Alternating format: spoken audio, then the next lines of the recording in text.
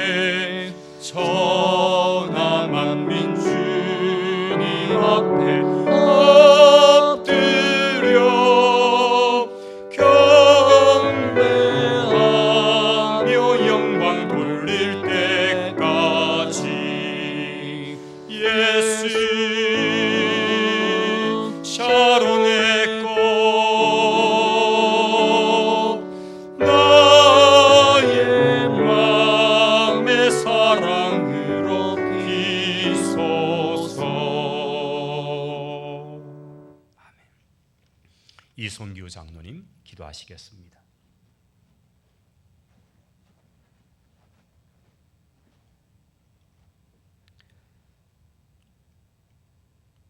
믿음 있는 곳에 치유와 회복과 구원의 은혜를 베풀어 주신 하나님 아버지,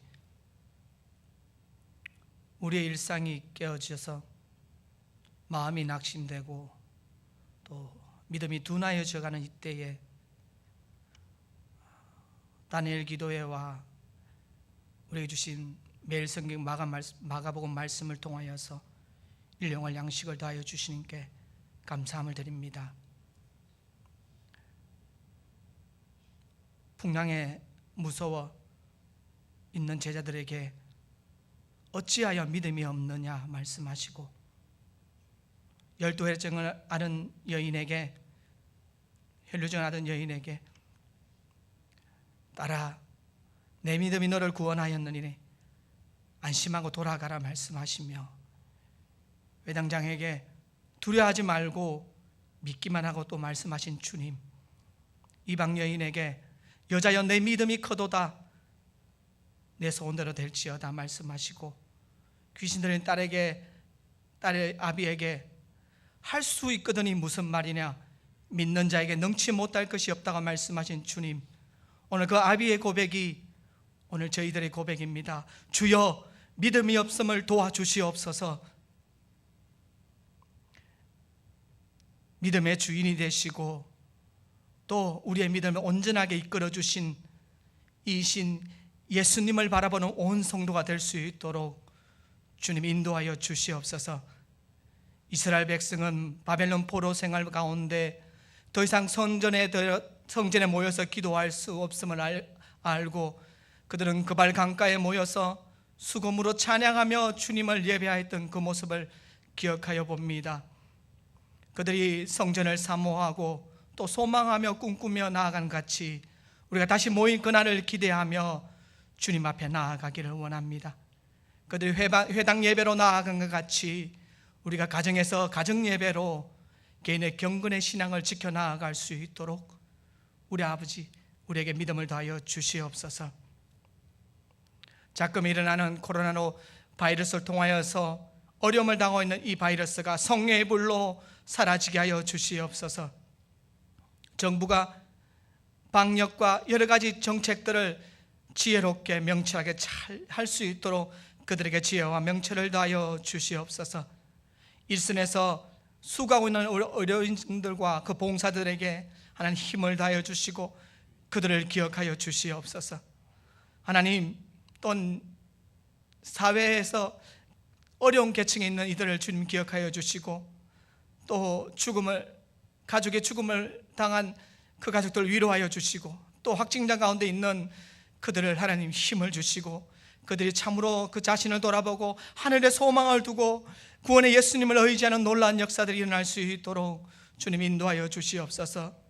하나님, 이단 세력이 그 민낯을 드러나게 하여 주신 하나님, 이제는 우리 젊은이들이 그곳을 따라가지 아니하고 하나님 예수의 길로, 주님 참된 믿음의 길로, 진리의 길로 이끌림 받을 수 있도록 이 나라를 이끌어 주심을 하나님 감사함을 드립니다.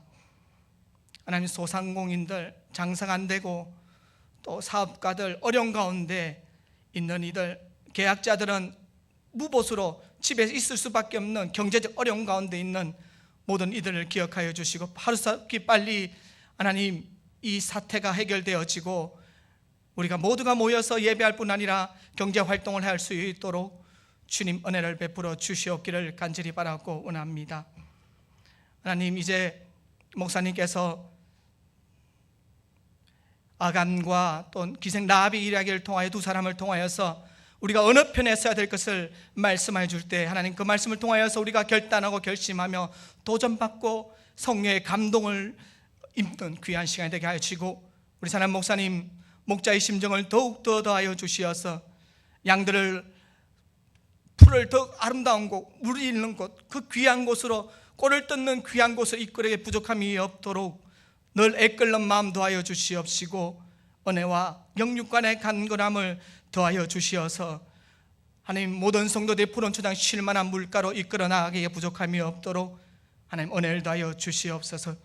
하나님, 이전에도 하나님 각 가정에서 예배드리는 모든 성도들의 그들의 소원과 기도 가운데 주님 함께하여 주시고 믿음으로 나아가게 하여 주시옵시며 그들 모든 문제와 그 어려움들이 해결되어지게 하시고 그 문제보다 더 크신 오직 주 예수 그리스도를 바라보는 믿음이 우리들 가운데 더욱 샘솟듯 쏟아나는 귀한 시간들 되게 하여 주시옵소서.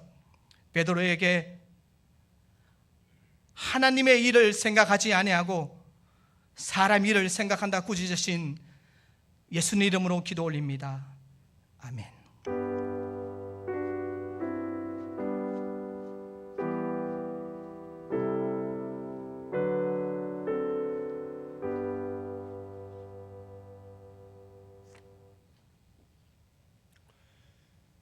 우리 하나님의 말씀은 여호수아 제7장 10절에서 15절입니다.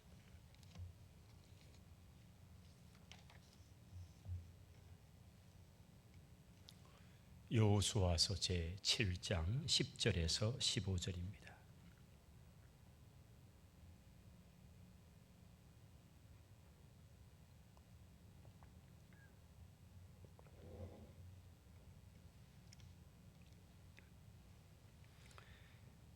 제가 낭독하겠습니다.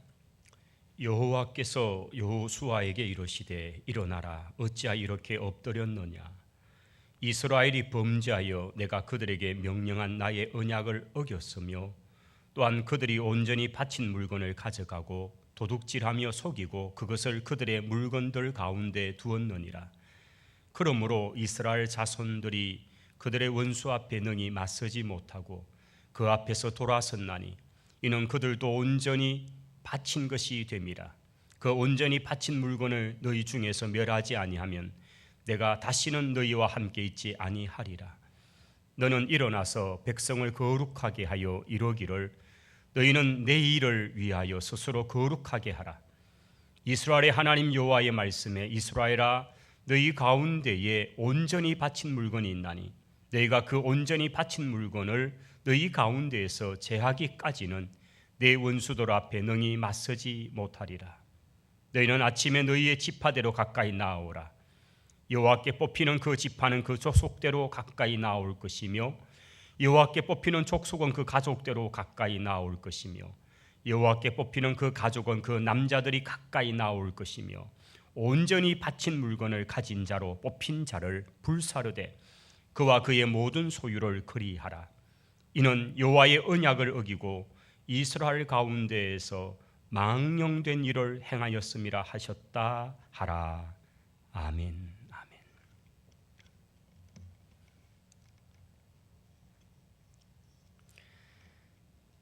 한 주간도 주님과 더불어서 잘 지내셨습니까? 3월 22일 주일입니다. 코로나19 사태로 인해서 각 가정에서 여러 가지 정상적인 활동들이 많이 위축된 가운데서 그러나 하나님을 예배하고 또 가정에서 예배를 드리는 우리 모든 성도 여러분, 이럴 때 더욱더 하나님을 향한 믿음을 가지고 말씀을 붙들고 주님과 동행하는 그 삶을 순간순간 느끼고 누려가는 그런 성도들이 다 되시기를 바랍니다. 오늘 이 귀한 주일에 예배당에 나오지 못하고 각 가정에서 또 영상 예배를 통해서 예배를 드리는 우리 성도들의 가정에 주님의 위로하심과 또 주님이 함께 하시는 그런 임마누엘의 복이 함께 하시기를 축원합니다.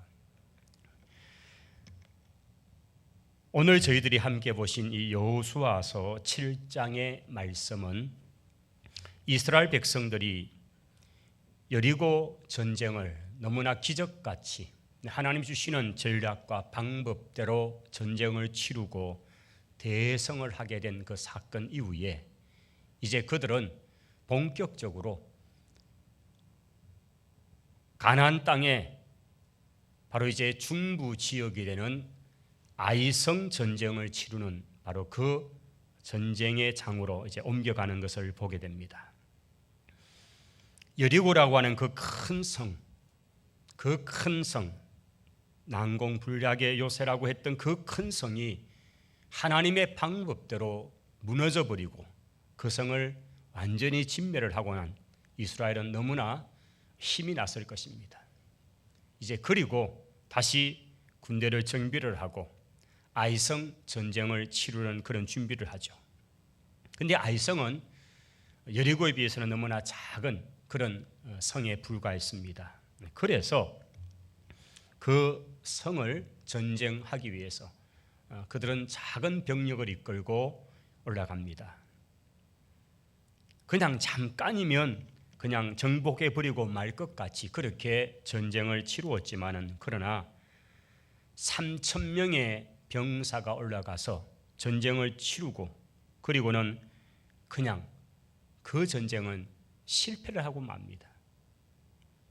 훨씬 더 크고 강력했던 여리고성을 무너뜨렸던 이스라엘인데 자그마한 아이성 전쟁에서 그들이 실패를 하고 36명이 죽임을 당하고, 또 이스라엘 군대는 그냥 내리막 비탈길을 통해서 도망치기에 급급했던 장면들이 이 7장 전반에 나타나 있습니다.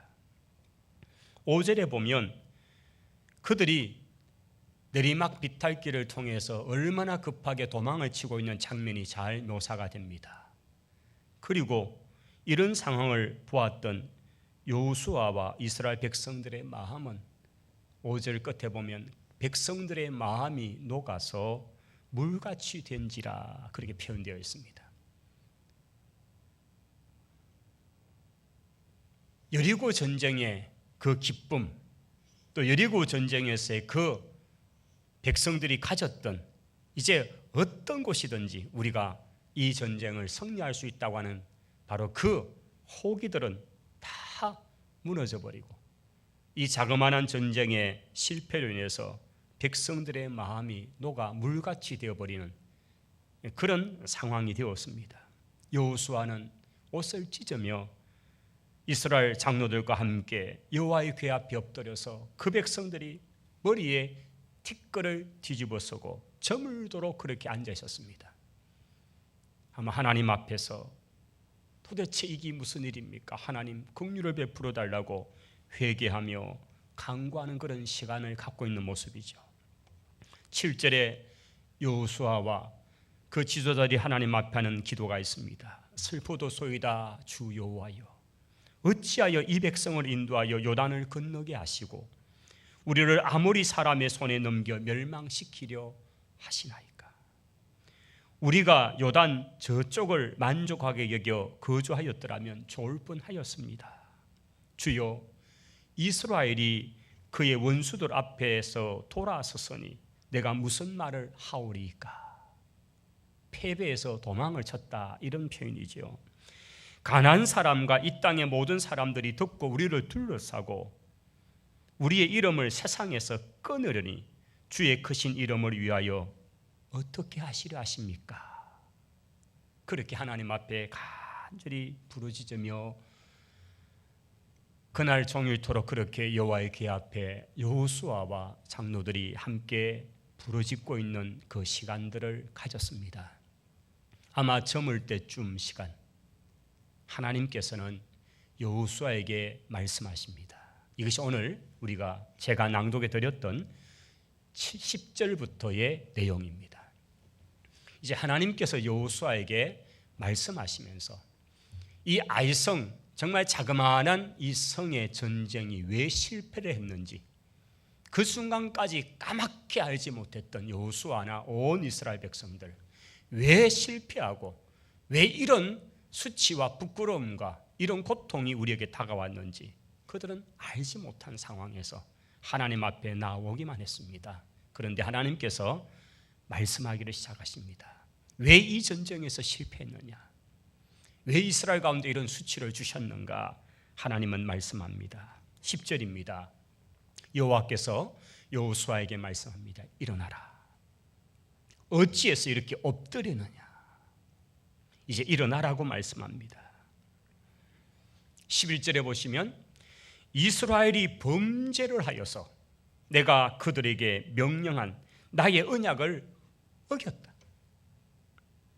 또한 그들이 온전히 바친 물건을 가져가고 도둑질하며 속이고 그것을 그들의 물건들 가운데 두었다. 그러므로 이스라엘 자손이 그들의 원수 앞에 능히 맞서지 못하고 그 앞에서 도망을 칠 수밖에 없게 되었다. 그 이유는 온전히 바친 것, 하나님께 온전히 바친 헤렘이라고 한 그것을 너희들이 그렇게 하지 않았기 때문이다. 너희가 온전히 바친 물건을 너희 중에서 멸하지 아니하므로 내가 다시는 너희와 함께 있지 않을 것이다.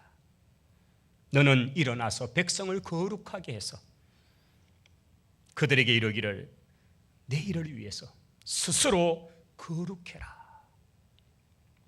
이스라엘 하나님 여호와의 말씀에 이스라엘아 너희 가운데 온전히 바친 물건이 있는데 너희가 그 온전히 바친 물건을 너희 가운데서 제하기까지는 네 원수들 앞에 너희 맞서지 못할 것이다. 그렇게 전해라. 그리고 이것을 찾아내는 방법으로 12지파 가운데서 제비를 뽑으면 한 지파가 뽑혀질 것이고 그 뽑혀진 지파가 다 풀어놓으면 이제는 그 지파의 가문 족속대로 또 뽑을 것이고 그러면 그 가문이 뽑히면 그 가문 가운데서 또 제비를 뽑으면 그 가문에 속한 가족이 나올 것이고 그 가족들 가운데 뽑으면 이제 거기서 누구의 죄, 누가 나의 명령을 어기고 하나님 앞에 모든 것을 바치라고 하니 헤렘, 이것은 전리품으로 취할 수 있는 것이 아니라 다 불태우고 죽임을 통해서 하나님께 돌려야 되는 바로 그 헤렘을 그것을 어긴 그 범죄한 자가 누구인지 발각되게 하겠다. 하나님은 그렇게 말씀하셨습니다. 이제 16절 이하에 보시면 그런 하나님의 말씀을 들은 여호수아는 이튿날 아침에 일찍 일어나서 온 이스라엘 지파들을 모읍니다. 그리고 제비를 뽑았습니다. 유다 지파가 뽑혀 나옵니다. 유다 지파는 이스라엘 지파 가운데서도 가장 사실은 선두와 같은 지파입니다.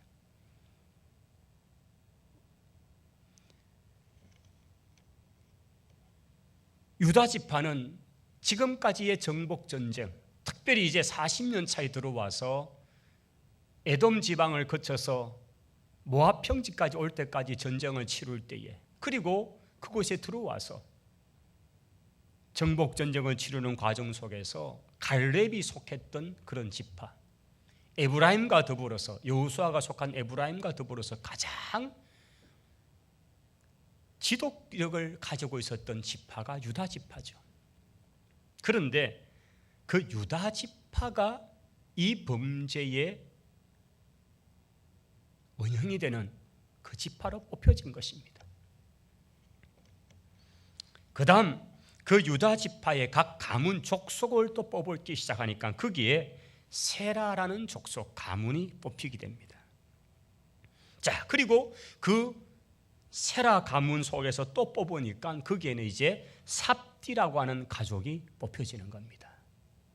그리고 그 삽디라는 가족에 이제 그 가족들이 다 왔을 때에 거기에서 뽑혀진 바로 그 사람 남자가 아간이라는 바로 그 가족이 뽑혀지게 된 것입니다.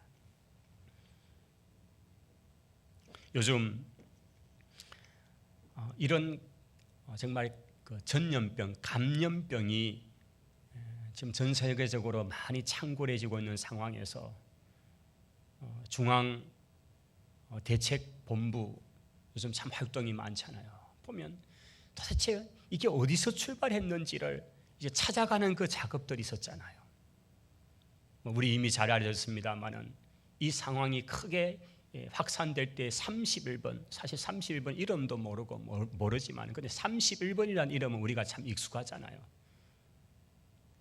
나중에 드러난 것은 그가 신천지였고 뭐 어떻게 동선이 어떻게 돼 이 얘기들이 나와서 이제 거기에서 많이 확산되었다. 물론 그 뒤에는 또 더 많은 아닐 수도 있다 얘기가 있습니다만 아직까지는 정확하게 모르지만 그런데 참 대단한 것은 그렇게 어떤 한 사람이 발병이 나고 증상이 나타날 때 그것을 이제 추적을 해서 어디에서 누구와 접촉하고 그런 동선들을 다 참 여러 가지 것을 통해서 이렇게 하니까 추적이 되어지잖아요. 저는 이 본문을 보면서 지금보다 한 3,500년 전의 상황인데 3,400년, 500년 전의 상황인데 하나님께서는 그 시대의 방법으로 그 원인이 누군지 도대체 누가 최초에 이 병을 옮긴 그런 사람인지, 슈퍼 전파자가 누구냐, 그것을 찾아내는 것까지 하나님이 찾아내시는 방법으로서 이 제비 뽑기를 사용하셨다는 거예요. 이스라엘 200만 중에서 도대체 누가 그런지 알 수 없는데 하나님은 아시잖아요. 그래서 하나님이 취하신 방법은 가문, 지파별로 12지파 가운데 한 지파를 뽑게 하시고, 그러면 그 지파 가운데 대략적으로 인구수를 보면요, 거의 20만이 넘잖아요, 한 지파가. 그러면 20만 가운데서 또 각기 가문이 있을 거예요. 그 가문을 뽑고, 그 가문 속에서 또 각기 또 집안이 있고, 그 집안 속에서 그 가족. 그래서 마침내 핀셋으로 뽑아내듯이 아간이라는 사람이 딱 뽑혀 나오는 거죠. 저는 이걸 보면서 요즘 현대의학도 그렇게 근원을 찾아가는 이런 것이 이렇게 있는데, 그런데 하나님께서는 이미 수천 년 전에도 이미 이렇게 하심을 통해서 그 200만이 넘는 사람 중에서 아간이라는 사람을 뽑아내셨는 거예요. 하나님이 보시는 거죠. 하나님의 시선, 하나님의 눈동자에 피할 사람이 없다는 거죠. 아무도 몰랐지만 그러나 하나님은 아시고 하나님은 보고 계셨다는 거죠. 이제 아간이 뽑혀 나옵니다. 19절에 보시면 여호수아가 그렇게 해서 마침내 마지막 뽑혀진 이 아간을 앞에 세워놓고 말합니다. 내 아들아, 청하노니 이스라엘의 하나님 여호와께 영광을 돌려 그 앞에 자복하고 네가 행한 일을 내게 알게 해라. 그 일을 결코 숨기지 말아라.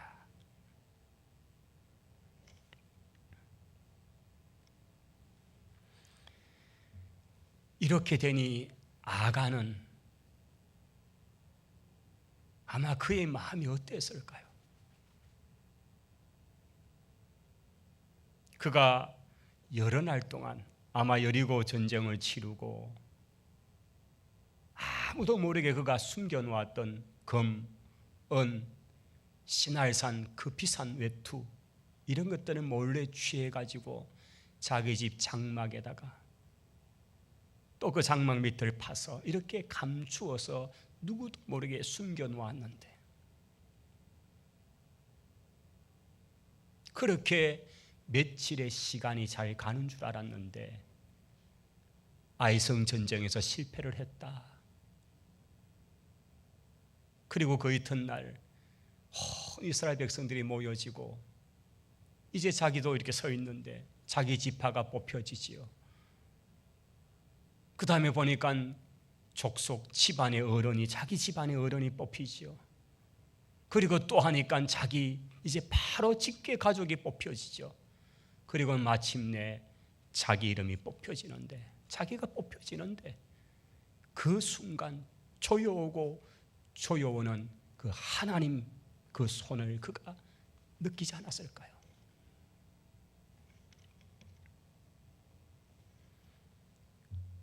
여호수아가 자기 앞에 하는 말, 숨기지 말아라. 네가 하나님 앞에 영광을 돌려라.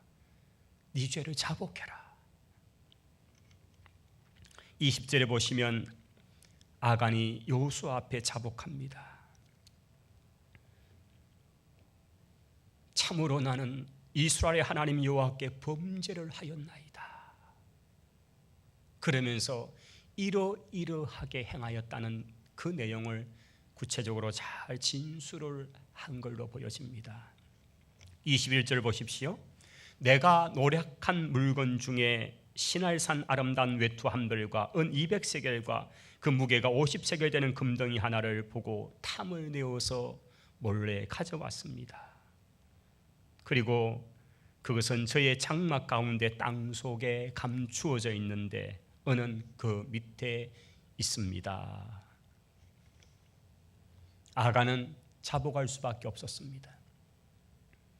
그가 그 여리고 전쟁, 그 전쟁이 한껏 치러지는 그 상황에서 아무도 모르게 했던 그 일, 그리고 그렇게 해서 감추어 두었던 것. 그런데 21절의 단어에 보시면 내가 노력한 물건이라고 하는 이 단어가 나옵니다. 우리가 읽었던 본문 10절부터 15절에 보시면 하나님께서는 여러 번 하시는 말씀이 무엇이었습니까? 온전히 바친 물건이라는 단어가 하나님은 몇 번 반복합니다. 여기에 하나님이 사용하시는 온전히 바친 물건이라는 이 단어가 히브리 말에는 헤렘이라는 단어를 쓰고 있습니다. 헤렘, 하나님께 온전히 바쳐졌다라는 겁니다. 하나님께 온전히 바쳐지면 두 가지 형태로 나타납니다. 하나는 헤렘, 즉 여리고 전쟁과 같이 하나님이 약속의 땅 가나안 땅에 마치 첫 수확물이 하나님인 것처럼 하나님께서는 그 땅의 것을 사람이든 짐승이든 그것을 다 죽임을 통해서 하나님이 심판하심을 통해서 가져가시는 하나님의 것이 되는 방법, 불을 태워버려야 하는 거죠. 이것이 헤렘의 방법입니다. 온전히 바쳐졌다. 고르반이라는 것이 또 하나가 있죠. 고르반이라는 것은 하나님께 온전히 바친 것인데 그것은 하나님의 전, 하나님을 위해서 사용하기 위해서 바쳐지는 겁니다. 헤렘은 대체적으로 불을 태우고 죽임을 통해서 하나님께 바치는 것이라면 고르반은 그 자체를 하나님께 온전히 다 드려서 하나님의 사업, 하나님의 일을 위해서 사용하는 것으로 바쳐지는 것, 살려서 주는 거죠. 이게 이제 일반적으로 하나님께 온전히 바친 것의 두 가지 종류. 이게 구약의 레위기법에 나오는 개념이죠. 그 다음 것은 이제 백성이 자원해서 드리는 것들은 우리가 아는 많은 제사의 제도의 예물들인 것입니다. 그래서 레위기법에 나타나는 헌금의 개념, 예물의 개념 속에는 그런 개념들이 구체적으로 잘 나타나 있죠. 그런데 여기 21절에 아간이 지금 발언하고 있는 아간의 생각이죠. 아간이 어떻게 표현하냐면 내가 노력한 물건 가운데 이 노력한 물건이라는 이 단어를 쓸 때 그는 샬랄이라는 단어를 쓰고 있습니다. 샬랄. 이 샬랄이라는 단어는 전리품이라는 단어예요. 탈취물, 전리품이라는 개념이죠. 일반적으로 이스라엘 백성들뿐 아니라 고대에 십자군 전쟁 때도 똑같습니다만은 십자군 전쟁에 이제 나오는 용병들 이들은 무슨 월급을 받는 건 아니었습니다. 딱 한 가지. 거기서 네가 가져올 수준만큼 가져오면 돼. 이게 계약입니다. 그래서 그 먼 길을 1년, 2년이 걸리더라도 그들이 그 전쟁에 자원하는 것은 거기 가면 성지를 가든지 거기 가면 자기가 가져올 수 있는 게 많으니까 능력껏 가져오면 그게 자기의 월급이 되는 거죠. 자기의 이게 이제 살날의 개념이죠. 탈취물인 거죠. 그래서 얼마나 많은 약탈들이 행해지는 것이 일반 전쟁의 의미입니다.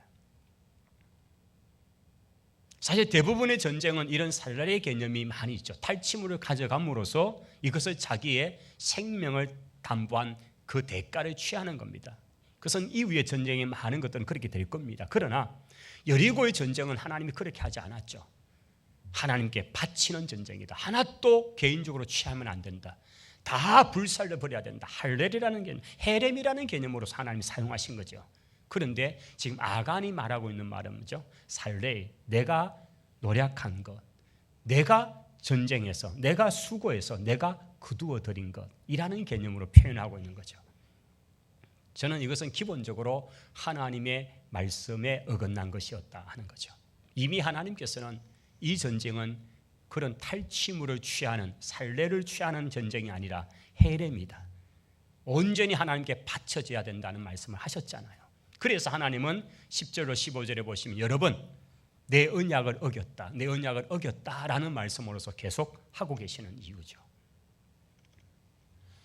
아간은 스스로 그렇게 자기 합리화를 한 겁니다. 내가 전쟁을 치루어서 내가 그것을 거두어서 내가 탈취물을 가져온 건데 라고 그가 변명을 했습니다. 그러나 그것은 결코 하나님 앞에 용납될 수 없는 것이었다는 거죠. 아간의 이 범죄의 결과는 참혹합니다. 그가 비록 그 제비 뽑기를 통해서 그의 이름이 결국은 드러나게 되었고 이제 그가 자복을 하고 그가 행한 그 일들을 다 아뢰었지만은 그러나 하나님께서는 이미 아간의 죄에 대해서 심판하시기를 말씀하셨고 여호수아는 그 말씀대로 집행을 할 수밖에 없습니다. 여호수아가 이제 사자들을 보내어서 아간의 집 그 장막, 아간의 집이죠. 그 텐트에 들어가 보니까 그가 이실직고한 대로 장막 중앙에 땅을 파니 그 속에서 금도 나오고 은도 나오고 또 아주 신할산 비싼 외투도 나오는 것을 발견합니다. 그것을 가져왔습니다. 온 이스라엘 자손들이 그 광경을 지켜보았습니다. 그것을 여호와 앞에 쏟아 놓았다라고 23절은 말하고 있습니다. 24절부터의 장면을 우리가 좀 유심히 봐야 합니다. 여호수아는 온 이스라엘 백성과 더불어서 세라의 아들 아간을 잡았습니다. 그 은과 외투와 금덩이와 그의 아들들과 그의 딸들과 그의 소들과 나귀들과 양들과 그의 장막과 그에 속한 모든 것, 이것은 아내와 자식과 가축과 모든 재산을 다 포함하는 이야기입니다. 아간 한 사람의 죄가 자기 사랑하는 아내와 자식들마저도 다 죽임을 당하고 다 불태워져야 되는 그 형벌로 나아갈 수밖에 없는 상황으로 나타납니다. 이것이 하나님의 방법입니다.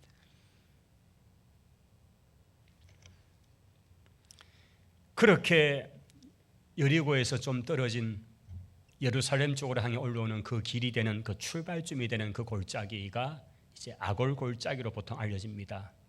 아마 이때부터 붙여진 이름이 아골이라는 이름입니다. 아골, 괴로움, 고통이라는 단어죠. 아간과 그의 가족의 괴로움, 고통뿐 아니라 온 이스라엘의 고통입니다.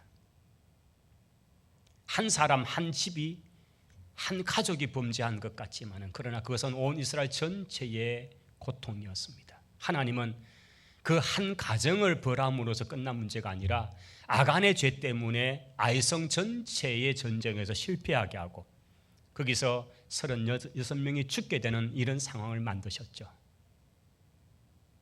그것은 바로 이스라엘이라는 것은 교회와 같은, 에베소서에 말씀하고 있는 교회 같은 의미이기 때문이죠. 우리 몸의 한 부분이, 한 지체가 병이 나면, 다치면 그 하나만 다침으로서가 아니고 온 몸이 다 그 아픔에 동참하고 있잖아요. 다친 한 부분 때문에 온 신경과 모든 세포 하나까지도 전체 기능이 아파하고 하잖아요. 작은 바이러스가 들어와서 몸에 열을 낸다든지 하면 몸 전체 기능이 그렇게 고통 가운데 있잖아요. 이것이 신약에서 에베소서에 말씀하는 교회의 의미고요. 구약은 이스라엘 전체가 하나의 교회이기 때문이죠. 그래서 아간 한 사람의 죄가 그의 가정을 도려내야 되는 것, 그리고 그 죄에 비록 그때까지 몰랐을지 몰라도 아이성 전쟁에서 여러 사람이 죽게 되는 이 상황은 결국은 한 사람의 죄 때문이었죠. 이것이 하나님이 물으시는 공동체에 대한 책임이죠. 어디서 시작되었는지 알 수 없지만은, 그러나 유력한 것은 분명히 중국 같고요, 우한 같은데 어떤 이유 때문에 그렇게 되었는지는 모르지만은 여러 가지 얘기들이 있잖아요. 근데 그 결과로 전 세계가 고통 가운데 있다는 사실입니다. 하나님께서는 이것을 해결하는 방법으로서는 아간을 온 백성 가운데 드러나게 하시고, 그리고 그 가정을 통째로 전체 식구가 아골 골짜기에서 집행하는 그 돌에 맞아서 다 죽게 하고 불을 태우게 하고 모든 가축과 짐승까지도 다 죽임을 맞게 해서 아간이라는 가족 자체를 그냥 없애버림을 통해서 하나님께서는 그 문제를 해결하고 계시다는 것입니다. 26절에 보시면 그 위에 돌 무더기를 크게 쌓았습니다. 그리고 이 성경이 기록되던 그 시점, 그것이 많은 사람에게 보여지게 된 거죠. 여러분, 우리가 아는 길갈, 요단강을 건너서 12지파가 가져왔던, 그래서 12개의 돌로 쌓아놨던 그 길갈에 세워진 기념비와 너무나 다른 거지만 이 아골 골짜기에 세워진 돌 무더기, 아간과 그의 가족들과 모은 것들을 그렇게 돌로 치고 그렇게 불살라서 그 뒤에 쌓아놓았던, 무덤같이 세워놓은 바로 그 돌 무더기는 또 이스라엘에게는 전혀 다른 의미로서 그 백성들에게 기억되게 하고, 그것을 볼 때마다 하나님을 두려워하고 하나님의 말씀 앞에 어떻게 살아야 되는가를 보여주는 중요한 또 장소가 된 거죠. 그래서 오늘까지 아골골짜기 되었다, 이런 표현을 하고 있는 것입니다. 저는 이 여리고라는 이 전쟁에서 유다 지파의 유력한 집안의 한 사람이었던 아간과 그의 범죄로 말미암아서 이스라엘이 받았던 그 고통의 상황과 더불어 저는 이 여리고 전쟁에서 전혀 다른 그 가나안 땅 여리고 성에 살고 있던 기생 라합의 가문을 한번 생각해 보게 됩니다. 유력한 유다 지파의 유력한 가문의 아들 아간은 하나님의 거룩한 성전에 참여해서 하나님의 기적을 체험하고 그들이 함성을 지를 때에 그 성벽이 무너져내서 그들이 얼마나 호기롭게, 얼마나 감격 속에서 여리고성을 들어가서 그것을 다 진멸하는 그 전쟁에 참여했던 아간은 그가 저지른 그 아무도 모르는 줄 알았던 그 범죄의 결과로 그는 결국 사라져버리게 되는, 수치와 부끄러움의 이름이 되고 마는 그런 한 인물이 되고 말았다면, 똑같은 여리고성에서 기생으로 살았던 여인 라합은 어땠습니까? 그는 하나님도 모르고 여호와도 제대로 몰랐던 사람, 그저 소문으로 들었던 그 사람. 그런데 어느 날 자기 집에 찾아왔던 그 두 정탐꾼을 보면서 그의 마음속에 가졌던 믿음으로 정탐꾼을 숨겨주고 여호와 하나님이 진짜 하나님이라는 사실, 우리가 들은 그 소문대로 그 하나님이 진짜 놀란 하나님이라는 사실, 그 하나님에 대한 신앙을 가졌고, 그리고 자신뿐 아니라 자기의 온 식구를 구원하게 되는 역사가 나타난 장면을 똑같은 여리고 상황에서 우리는 보았지 않습니까?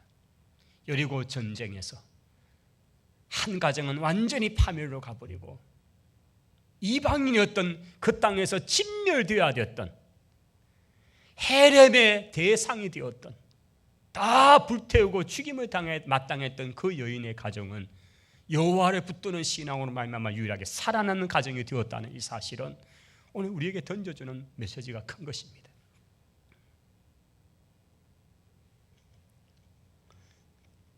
아간과 라합, 이 두 사람의 공통 지점은 여리고라는 장소였습니다.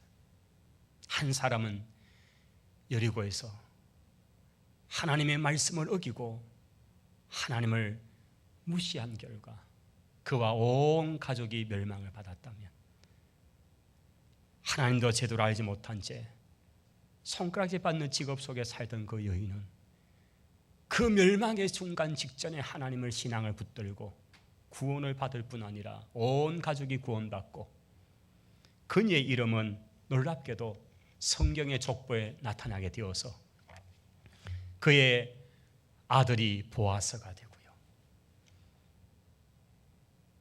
정손이 내려가면 이새가 되고 고손자가 되는 것이 바로 다윗이 되고, 이런 이스라엘 구원 족보에 유다 지파의 가문에 성경 속에 유일하게 두 사람 여인의 이름 속에 등장되는 바로 그런 위대한 인물로서 우리에게 남겨져 있다는 것, 이것을 보면서 오늘 우리가 어떻게 믿음을 가지고 살아야 할 것인가, 어떻게 말씀을 붙들고 살아야 될 것인가를 오늘 우리는 이 여호수아서 7장을 통해서 우리는 깨닫게 되는 것입니다. 어려운 때 그러나 믿음을 붙들고 신앙을 붙들고 끝까지 하나님 편에 서는 우리 모든 성도들이 다 되시기를 주님 이름으로 축원합니다. 아멘. 기도하겠습니다. 하나님 우리 아버지 감사합니다.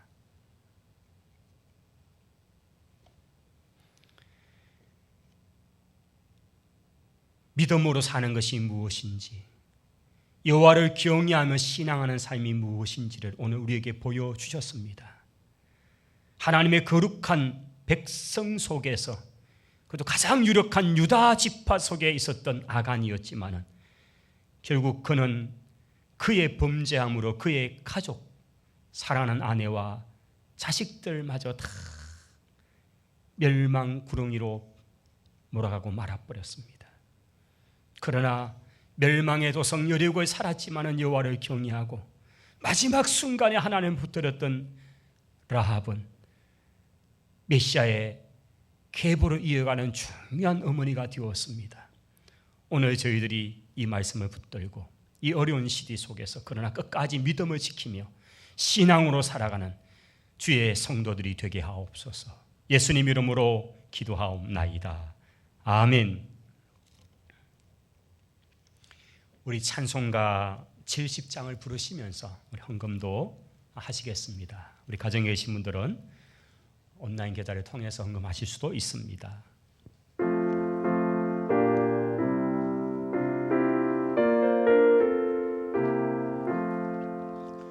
피난처 있으니 반란을 당한 자 이리 오라.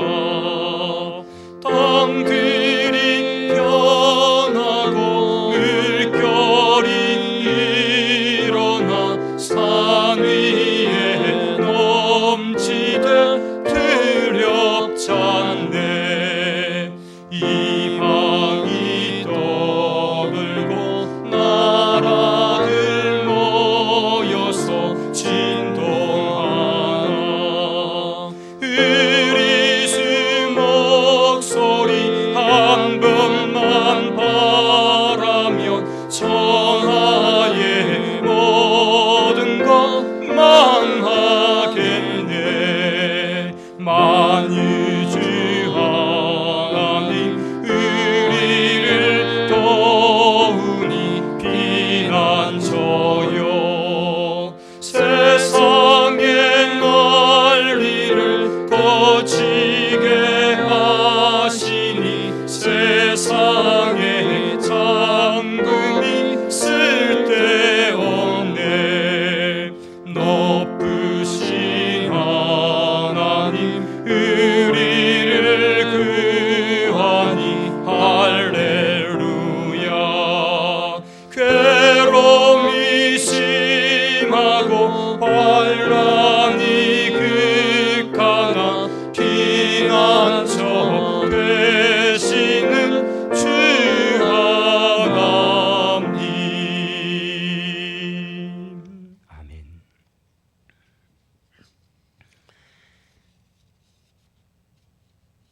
각 가정에서 또 예배드리면서 하나님께 드린 여러 성도들의 예물, 또 감사한 예물들이 있습니다. 모든 것 감사합니다. 오재훈 목사님, 주의 전을 사모하며 올라왔습니다. 김용옥 군사님, 이 땅의 황무함을 고쳐주십시오. 우리의 연약함을 붙들어 주옵소서. 권용석 집사, 김원영 집사님, 범사에 감사합니다. 이원식 집사님, 김건숙 권사님, 박영분 집사님, 범사에 감사합니다. 이성교 장로님, 강향미 집사님, 손상렬 권사님, 범사에 감사합니다. 박병윤 장로님, 서미애 권사님, 은혜 감사합니다. 건강 지켜주신 감사, 정인희 집사님, 날마다 새로운 은혜 주신 감사, 김민재 전사님, 우리의 도움이신 하나님 감사함, 김하경 전사님, 치유의 은혜를 주옵소서. 또 시아등금으로 정희원, 시우송, 의원윤 이렇게 드렸습니다. 우리 모든 드린 예물을 위해서 기도합니다. 존귀하신 하나님, 모든 것이 하나님의 것입니다. 오늘 주의 성도들이 하나님 앞에 가정에서 또 예물들을 또 주의 전에 올리기도 하고 하면서 오늘 드린 귀한 예물들을 주님께서 받으시고 흠량하시며 은혜와 복을 내려주시고 성경의 기록대로 하나님께서 복을 주옵소서. 여호와께 마땅히 드려야 될 것들을 드리는 주의 성도들에게 은혜를 베푸시고 또 감사와 감격과 소원 안고 드리는 예물들을 주님 기억하시고 성교하는 일과 주의 교회를 위해 드리는 여러 성경헌금과 울정헌금에 함께 하시고 주의 성도들이 드리는 모든 믿음의 고백 위에 넘치게 복을 내려 주옵소서. 이제는 우리 구주 예수 그리스도의 은혜와 하나님 우리 아버지의 크고 놀라우신 사랑과 성령의 위로 교통 충만 역사하심이 하나님께 예배하는 모든 주의 성도들과 저들의 가정과 자녀들과 이 땅과 코로나19로 싸우는 온 세계 주의 백성들을 위해 이제는 영원토록 항상 함께 있을지어다. 아멘.